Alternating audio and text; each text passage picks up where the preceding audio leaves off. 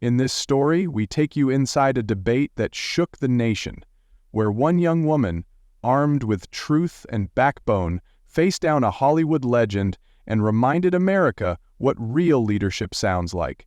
This isn't just politics, it's a battle for who controls the story of our country. So settle in and witness the moment the heartland found its voice again.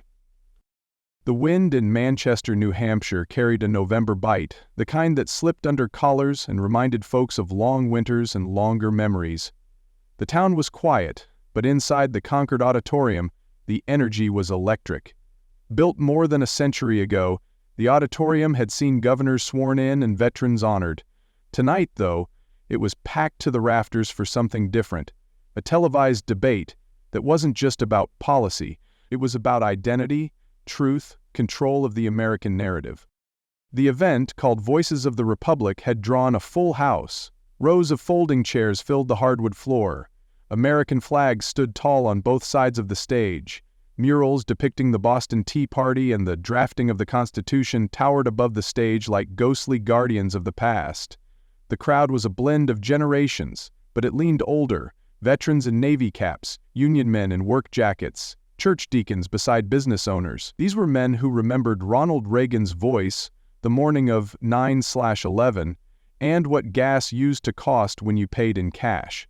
They weren't here for theatrics. They were here to see if anyone still spoke their language. At exactly 7:00 p.m., the house lights dimmed. A single spotlight hit the podium as the moderator stepped forward.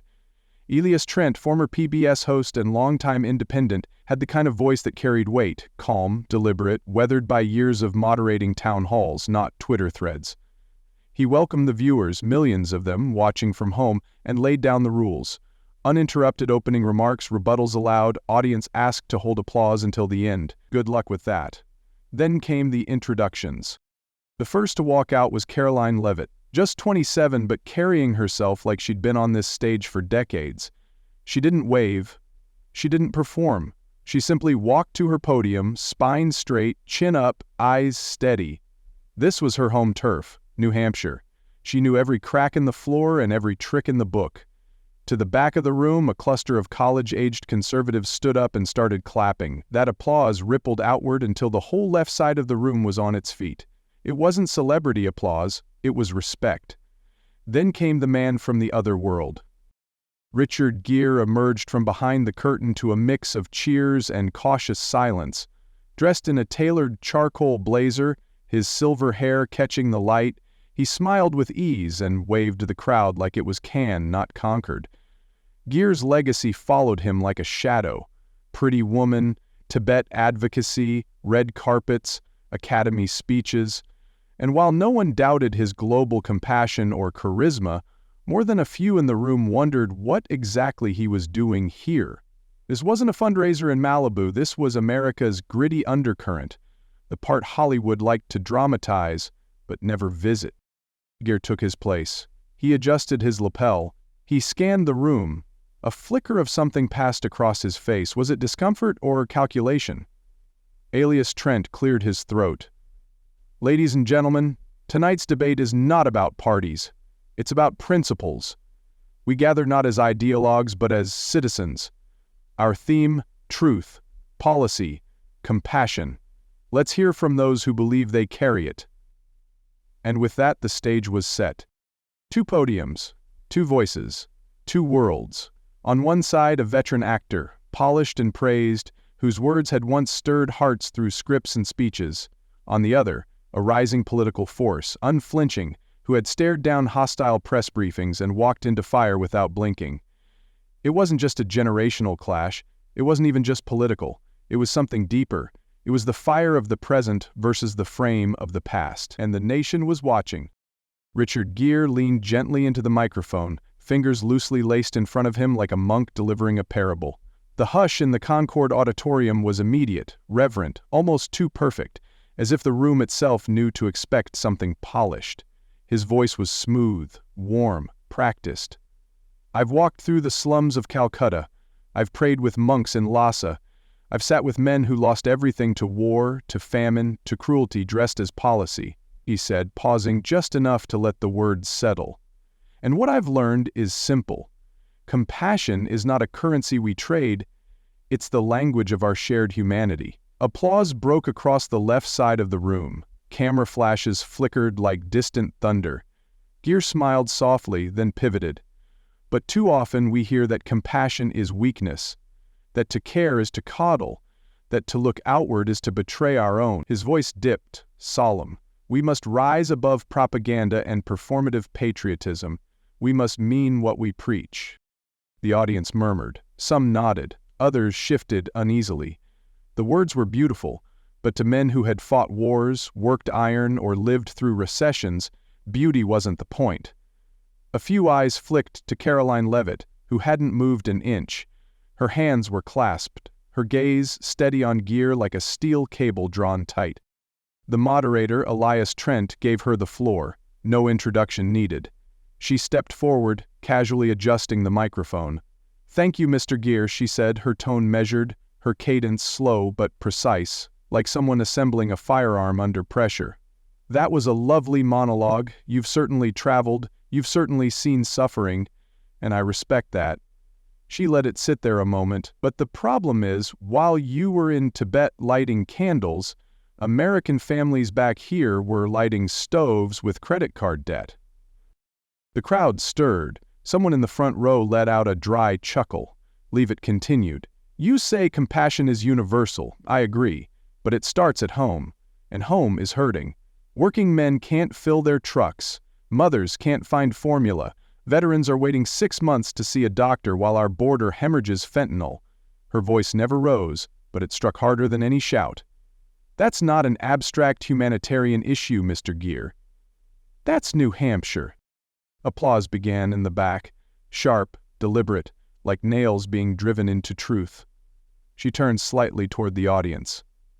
"I don't speak in poetry. I speak in numbers, in real lives, in border reports and job statistics, and the look on a welder's face when he's told his plant's moving to Mexico." Gere blinked, slow and deliberate. He remained still, but the casual air had dimmed. Leavitt had landed a hit, and she hadn't even raised her voice. "I'm not here to act," she added, glancing at him, "and I'm not here to be liked. I'm here to speak for people who can't afford to clap anymore." Silence, then thunder. Applause rolled through the chamber like a freight train. On social media, live-stream comment threads exploded. One viewer typed, "She just slapped him with a spreadsheet." Another, "Finally, someone who speaks our language." The camera cut to Gere. He offered a diplomatic smile, but something in his eyes had shifted. This wasn't a panel show or a late-night sit-down. This was a steel-belted showdown, and the woman across from him wasn't interested in performance. She was there for policy and war. Leavitt returned to her podium, not triumphant, but anchored, like the applause belonged to the people behind her, not to her. The contrast was stark. Gere's words were silk, Leavitt's steel. The nation, watching in living rooms and diners, on phones and flat screens, knew one thing already. This wasn't going to be a debate. It was going to be a reckoning. There was a slight tremor in the way Richard Gere gripped the edge of his podium, not nervousness exactly, but a recalibration. Karoline Leavitt hadn't flinched, hadn't backed down, and more importantly, she hadn't played his game.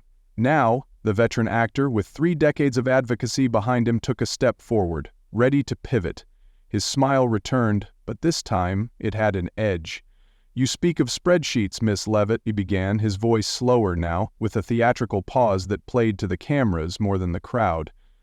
"But experience, real experience, comes from the road, not the report, from feeling, not reciting. I've spent 40 years in the field. I've been jailed for standing beside monks. I've stood in refugee camps where the only border was between life and death. And respectfully, you were finishing college while I was risking my life for those without a voice." There were murmurs, a few claps, a smattering of "that's right" from the left side of the hall. Gere nodded to the crowd as if to say, "See, this is how you earn authority." But Leavitt didn't blink. She let his words linger in the air like mist rising from the Merrimack. Then she reached for the microphone and stepped forward, not with defensiveness, but with fire tempered by discipline. "With all due respect, Mr. Gere," she said, her voice low and firm, "you've had a long life filled with noble trips and dramatic speeches, but experience isn't a passport, it's not a headline, it's what you do when no one's clapping." She paused, letting her words slice through the auditorium's tension. "At 27, she continued, I stood behind the White House podium 4 days after giving birth, facing down the world's press corps as they threw fire at me. I didn't flinch. I didn't fold. I didn't fly off to find myself. I stayed. I delivered. That wasn't a photo op. That was work. Real, American, high-pressure work." A thunder of applause broke out across the audience. A man in a Vietnam veteran cap nodded with quiet approval. A retired steelworker in the second row whispered to his wife, "She's got backbone." Leavitt wasn't done. "You say you've risked your life, Mr. Gere, and that may be true. But I risk my credibility, my name, every time I step behind a microphone in an America that's looking for something real. I don't get to hide behind scripts or cut to commercial when things get uncomfortable. I don't rehearse my lines. I live them." The camera cut to Gere, who was smiling still, but it didn't reach his eyes. This wasn't the red carpet, and the lighting didn't flatter him. For the first time he looked like what he was, a legend from another era, standing on unfamiliar ground. "I respect your legacy," Leavitt said, more softly now, but her voice was sharp as steel. "But legacies don't feed families. They don't fix broken supply chains. They don't stop fentanyl at the border or lower gas prices. You say I recite policy, maybe I do, because policy is what puts food on the table, and execution, not empathy, is what keeps a father from losing his job when his factory shuts down." A single clap erupted, then another, then a wave. By the end of her sentence, the audience was roaring. On Twitter, the moment exploded. Clips of her "I don't rehearse my lines, I live them" line trended under hashtags like "Steel Spine" and "Experience V's Performance." Cable news anchors scrambled to cut in live. A commentator on Fox murmured, "This woman is redefining what presence looks like on a debate stage." Richard Gere straightened his jacket, his composure thinning. He opened his mouth, searching for a counterpunch, but found nothing that wouldn't sound rehearsed. Karoline Leavitt had done more than defend her experience, she had weaponized it. She had made youth a badge of execution, not inexperience.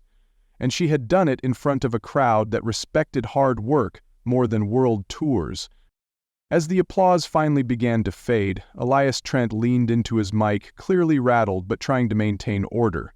"Thank you both, that was spirited."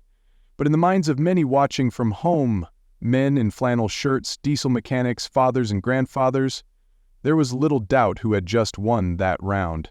And the night was still young. The auditorium's atmosphere shifted like a brewing storm. The gloves were off. Richard Gere leaned forward now, both hands gripping the sides of the podium. The soft charm from earlier had burned off, replaced by a tone sharpened with frustration.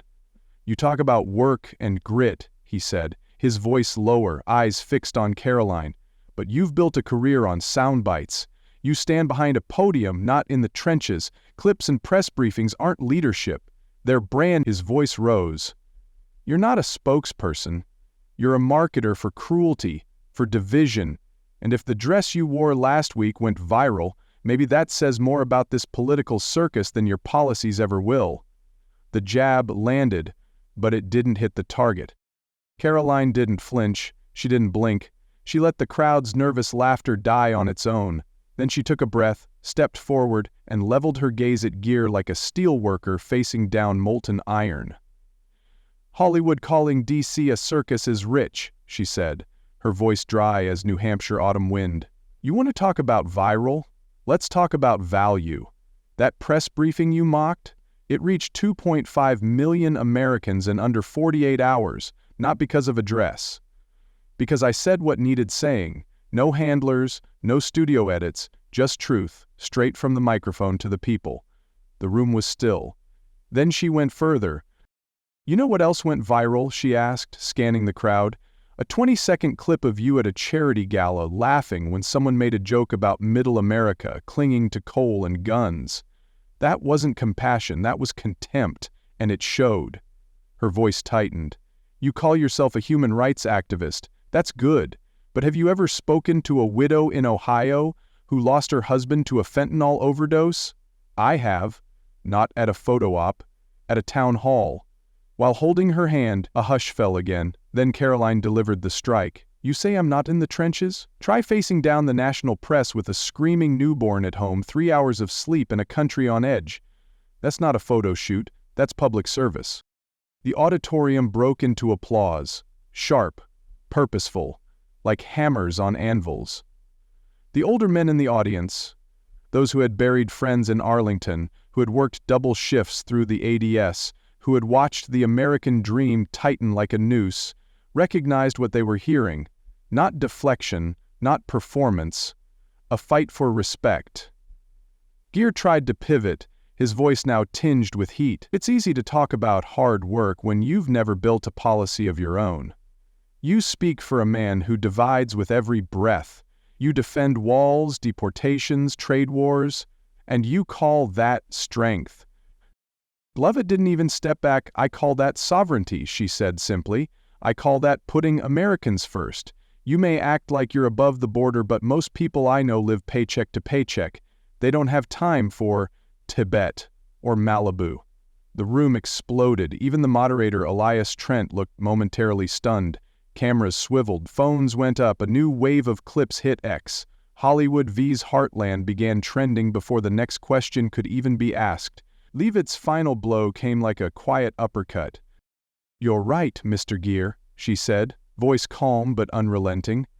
I don't act, I live, I work, and while you're trying to be the conscience of America from a coastal mansion, I'm just trying to be her voice, right here, where she still lives.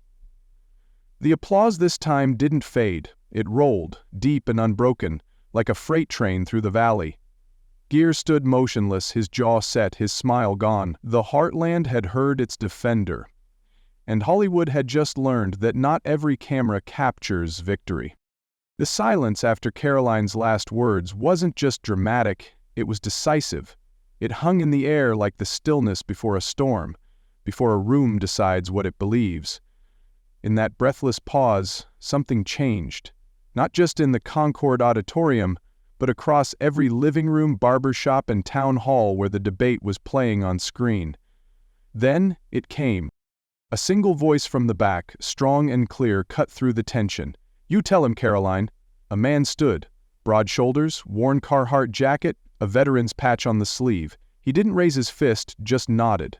Others around him began to rise, one after another. A ripple turned into a wave. Applause, cheers, then the chant, Karolau, Karolau. The cameras caught it all. The network moderator looked panicked, glancing off stage for control. But there was no stopping it. On X, live streams exploded. One feed captioned it perfectly. The moment Hollywood lost the Heartland.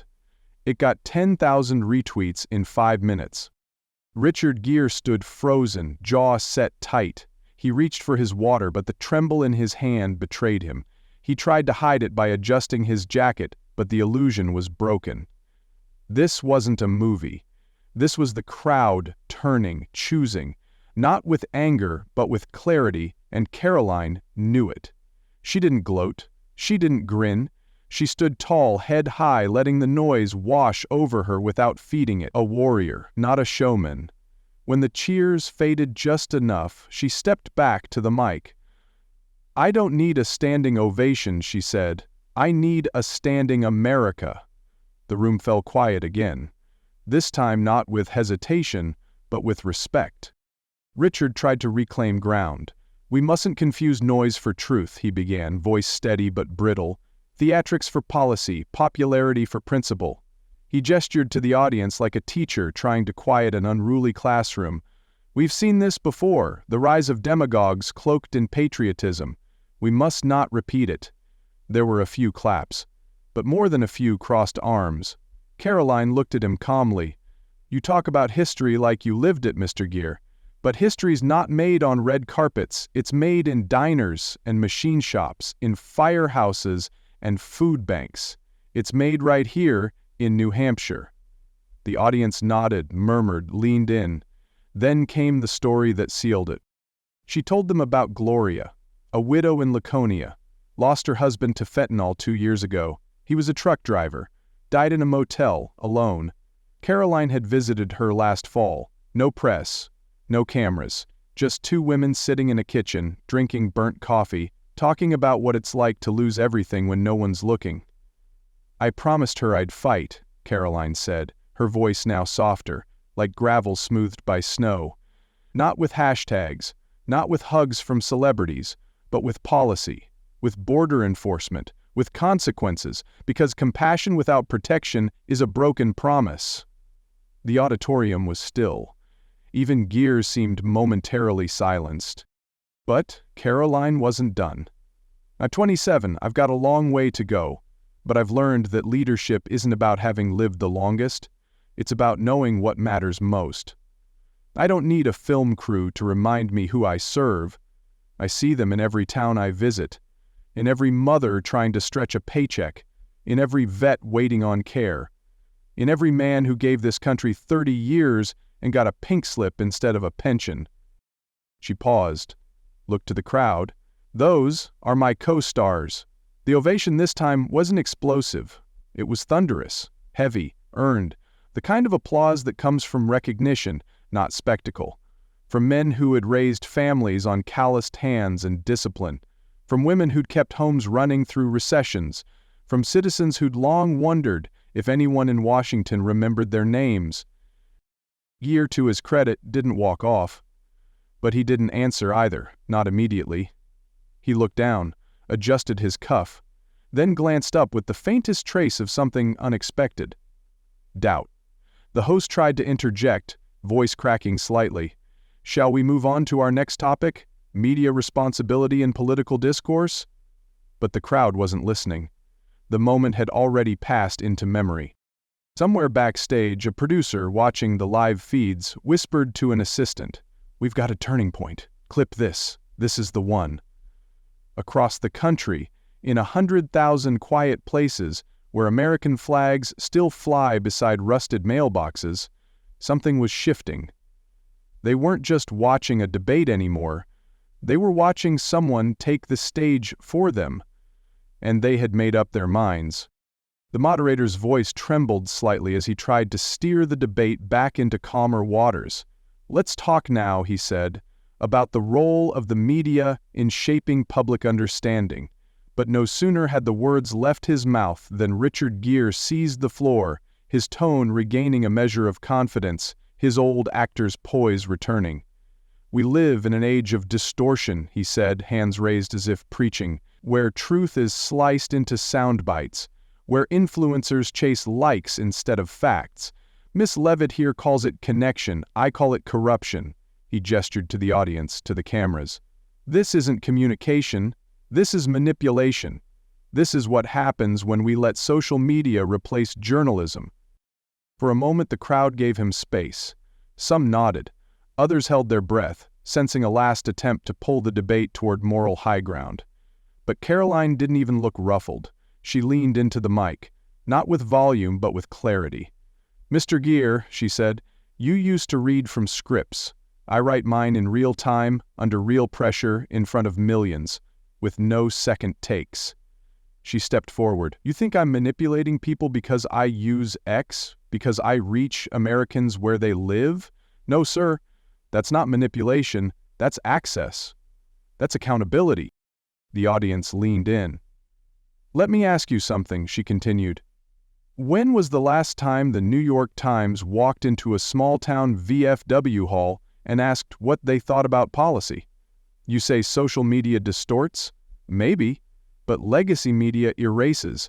It decides who gets to be heard and who gets cut out of the picture." Hugh tried to interject. "That's not what I—" But she didn't stop. "You don't like that I post videos?" she said, locking eyes with him. "My latest post, correcting a CNN distortion on border numbers, was viewed 2.3 million times in 48 hours, with data, with documents, with receipts, no filter, no agenda, no editor pulling punches to protect someone's narrative." The applause was short but deep. "And those views," she added, They didn't come from bots or coastal cocktail parties. They came from welders in Indiana, from ranchers in Texas, from teachers in Ohio, from people who are sick of being talked at and just want someone to talk to. Gere, now visibly agitated, adjusted his blazer. "That's not truth," he said. "That's just numbers and noise. That's marketing." He shook his head, voice rising. "You're turning democracy into a brand." Karoline didn't smile. She didn't gloat. She just answered, low and steady. "No, Mr. Gere," she said. "I'm turning it back into a conversation." The moderator, alias Trent, tried to regain control. "Let's remember we're discussing media responsibility." But the crowd wasn't thinking about journalism ethics. They were thinking about what she just said. They were thinking about the last time they saw someone on TV who sounded like them, about the last time a news anchor visited their town, about the last time they read a story and saw their values reflected without mockery. Karoline continued, "You say I spread misinformation. I say I correct it. Out loud, in public, where it can be challenged. You say I reduce issues to clips. I say I make truth digestible to a working man on a night shift. You say I'm a brand. I say I'm a bridge." The audience clapped hard. One man yelled out, "That's right." She wasn't just defending herself anymore. She was claiming territory. She was drawing a new map of political communication, where press releases no longer mattered as much as presence, and filtered op-eds were being replaced by unfiltered clips. And Richard Gere, for all his decades of experience, was stuck in an older frame, still talking about gatekeepers, while Karoline had walked around the gate and built a new road. As the round closed and the moderator signaled a break before final remarks, the cameras lingered not on Gere's polished face, but on Leavitt's steady frame. Center stage, lit not by studio lights, but by the glow of dozens of phones live streaming history in real time, and whether the press liked it or not, this story was no longer theirs to control. The final segment began with a warning in the air, like the quiet before a thunderclap. The moderator, now visibly sweating, leaned into his mic. "One last round. This time, policy. How has the current administration helped or harmed the American people?" He glanced toward Gere, who straightened his jacket like a man about to deliver a closing monologue. And he did, just not the kind anyone would remember fondly. Gere began with a voice rehearsed in 1,000 stages. "This administration," he said, turning deliberately toward Karoline, "has cloaked cruelty in the language of law. Border walls, mass deportations, trade tariffs that punish the poor. We claim to be protecting the nation while we wound its soul." He paced a half-step, eyes glinting in the spotlight. "You, Miss Leavitt, defend policies that rip apart families, that pit fear against compassion, that make America smaller when it should be bolder." A pause, a breath. "I've spent my life fighting for human rights. What you support is not policy, it's performance with consequences." There were scattered claps. One woman in the back said, "That's right," but her voice was quickly drowned by the silence of men leaning forward in their seats, arms folded, waiting for substance. Karoline didn't move immediately. She just tilted her head slightly. Then she stepped forward, voice low, controlled, but sharp as flint. "Mr. Gere," she said, "you say what I support is cruelty. Let me tell you what cruelty is." She took a breath. Cruelty is 100,000 Americans dead last year from fentanyl, 95% of it coming across the southern border. Cruelty is single mothers working 2 jobs while cartels push poison into their communities because no one enforces the law. Cruelty, she continued, her voice rising just enough, is looking a grieving father in the eye and telling him the border crisis is a performance. The crowd murmured. A few let out audible, "Mm-hmm." A line of veterans near the front leaned in closer. "Let's talk numbers, Mr. Gere," she continued, now pacing slightly. "Since President Trump's return, illegal border crossings are down 30%. Unemployment is at 3.8%, the lowest in a decade. Manufacturing is coming back. 500,000 jobs added across the Rust Belt, and $80 billion, 0 cents, in tariff revenue that forced China to renegotiate trade for the first time in a generation." She looked directly at him now. That's not cruelty, that's policy. That's execution. That's what it means to put your country first. Applause burst forward like a controlled explosion, but she wasn't done. You talk about families being torn apart. Let me ask, what do you say to American families being torn apart by drugs, by lost jobs, by watching their neighborhoods decay while the people they elect talk about climate conferences and coastal compassion? Gere's smile had vanished. You say we make America smaller. I say we're finally making it whole again. She let the silence return, let the weight of her words fall like hammers. And then, one final blow. If you want to lead America, Mr. Gere, she said, lifting her chin, try stepping off the red carpet and onto the factory floor. Look a welder in the eye. Try paying a grocery bill in Youngstown. Then come tell me about compassion. The room exploded. Standing ovation, phones raised, shouts of, "That's leadership," and "You tell him," from men who hadn't clapped in years. The chant began again. Karoline, Karoline, Karoline.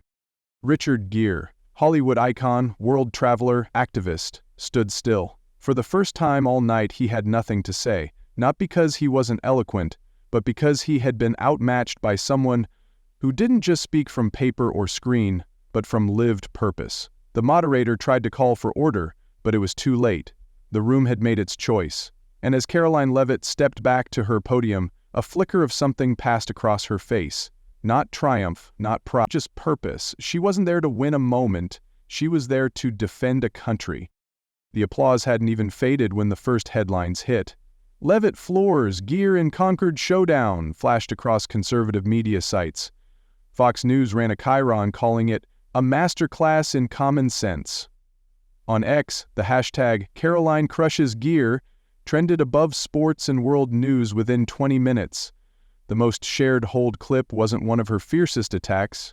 It was her final line, "Try stepping off the red carpet and onto the factory floor." It struck like lightning. A viral video of that moment, set to Johnny Cash's "God's Gonna Cut You Down," racked up 3 million views overnight. But even more than the views, it was the comments. Thousands of men who hadn't posted in years, writing things like, "She spoke for me tonight. That's what leadership used to sound like. I haven't felt this fired up since Reagan." Richard Gere, meanwhile, released a brief statement from his team hours later, emphasizing his commitment to compassion and dignity in discourse. But the damage was done. The viral clips painted him not as cruel, but disconnected, out of place. A man delivering a monologue while the country needed someone who could fight in a trench. Karoline Leavitt didn't rush to capitalize. She declined interviews that night. No victory lap, no smug tweets, just a short post on X. "Thank you, New Hampshire. Thank you, America. I didn't come to win applause, I came to speak for the silenced." It got over 1.2 million likes in under 12 hours. Supporters began calling her the Iron Voice of the Republic. Bookings for town halls surged. One congressman even floated the idea of a future Senate run, but for that moment, she didn't say a word. Backstage, after the lights had dimmed, she sat quietly in the green room, her blazer draped over the chair, hair let down, sipping cold coffee. An aide asked her if she'd seen the numbers. She just nodded. "Not bad," she said, almost to herself. Then, with a half smile, she added, "Not bad for a girl from New Hampshire." The fire in the frame isn't just a debate story. It's a mirror held up to America's soul. At its core, it reveals a nation tired of performance and desperate for principle. Richard Gere represented the well-meaning but disconnected elite, a voice shaped by decades of fame and global causes. Karoline Leavitt, in contrast, embodied a new kind of leadership, grounded, unfiltered, data-driven, and fiercely loyal to everyday Americans. The lesson is clear: authenticity beats acting, and execution beats eloquence. In a world oversaturated with noise, people are no longer moved by polished speeches or moral posturing. They want leaders who don't just speak their language but live their struggles, who show up with facts, solutions, and backbone. This story teaches us that modern leadership isn't about who speaks the most beautifully. It's about who shows up when it matters and speaks plainly without fear. Real change comes not from red carpets, but from real conversations in real places, like Concord, New Hampshire. And sometimes the youngest voice on stage ends up speaking with the oldest wisdom in the room. It's not the fame that shapes the future, it's the fire, and Karoline brought it.